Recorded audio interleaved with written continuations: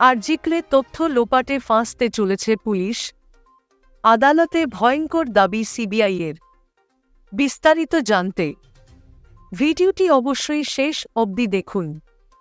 আরজিকরের নৃশংস ঘটনা ঘটার পর থেকেই পুলিশের ভূমিকা নিয়ে সব থেকে বেশি প্রশ্ন তুলেছেন সাধারণ মানুষ থেকে শুরু করে বিরোধী রাজনৈতিক দলগুলো। ইতিমধ্যেই টালা থানার ওসিকে গ্রেপ্তার করেছে সিবিআই। আর এই পরিস্থিতিতে আজ শিয়ালদহ আদালতে এই আরজিকরের নৃশংস ঘটনা ঘটার পর যে তথ্য প্রমাণ লোপাটের অভিযোগ উঠছে তা নিয়ে ভয়ঙ্কর দাবি করল কেন্দ্রীয় তদন্তকারী সংস্থা।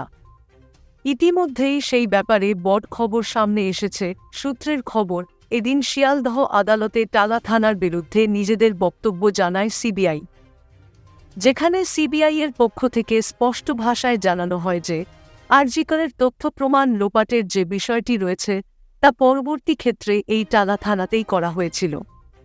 স্বাভাবিকভাবেই সিবিআইয়ের এই দাবি যদি সত্যি হয় তাহলে আগামী দিনে চরমভাবে থাকতে চলেছে সেই টালা থানা, অর্থাৎ এক কথায় এই রাজ্যের পুলিশ। দিনের শেষে তেমনটাই বলছেন রাজনৈতিক সমালোচকরা।